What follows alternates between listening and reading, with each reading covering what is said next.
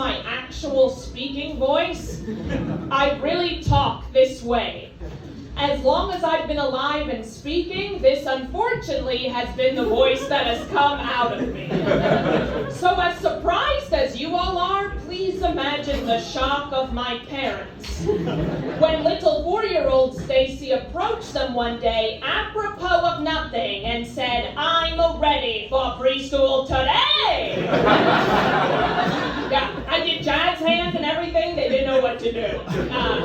When you have a voice like this, people will ask you questions about it. Over the years, those questions have included, why do you talk that way? Where does that voice come from? And my personal favorite, what happened to you?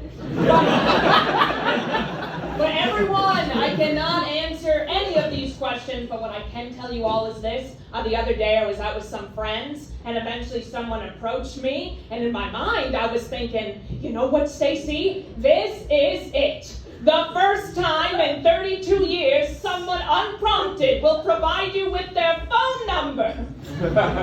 And what they said to me was, you sound like the Aflac commercial.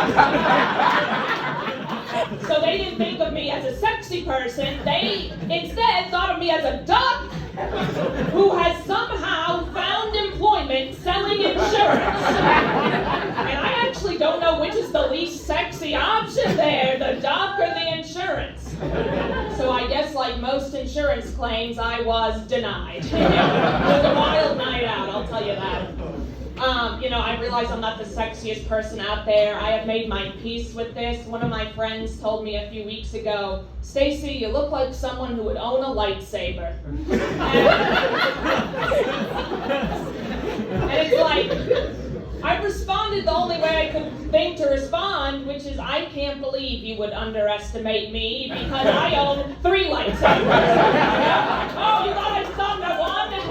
If I get another one, I get one more for free. So I'm gonna keep on buying. I don't know if anyone here cares about this, but the last one I got is a play on the Darth Maul saber, but it has green stems on it. Oh, it is nice. It's my pride and joy right there. Who needs children when you got the Force? I think they even say that, I think, in Jedi training. They probably say something like that. They're not allowed to get married. It doesn't matter. Here it is. Besides for collecting my lightsabers, I do have some very interesting hobbies that I would like to tell you all about. My first favorite hobby is diagnosing myself with illnesses. I spend hours every week doing that. It can really pass the time, let me tell you. My second favorite hobby is diagnosing everyone around me with illnesses. So first row, watch out. It could happen at any time. I've got a really good radar for this. And then my third favorite hobby, and this is a spicy one, everyone, I love to diagnose my own doctors with illnesses. This one I like because they always show up late to their appointments in their little white coats being like, you know what, Stacy, something's wrong with you. And I just love, throwing it back at them and being like, something's wrong with you! And it really plays up an interesting dynamic. There is something wrong with me though. Don't worry, everyone. I'm technically okay. But there is something wrong with me. I'm a sleepwalker. Are there any other sleepwalkers here? Not that I know of. All right, that's very helpful, sir. Thank you. Very good. All right.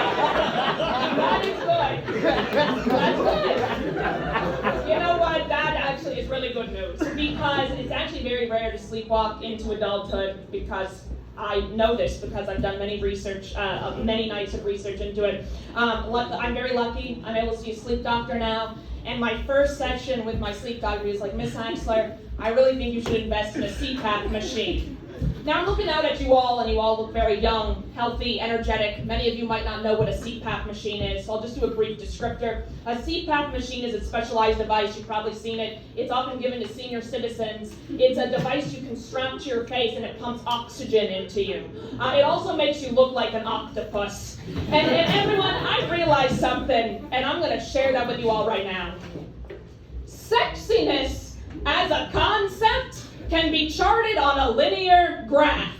So everyone, visualize visualize this with me. When you're born, you get a graph, and all your life you're either adding points to your sexiness graph, or you are actively taking points away. And in my 20s, I had an abundance of points because I was part of a very sought-after a cappella team. And everyone, that's what we called Apocalypse, the best in the Northeast. It was a wild time for me.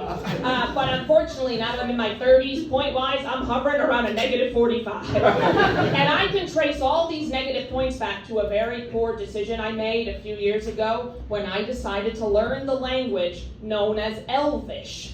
And you know what the problem is right here?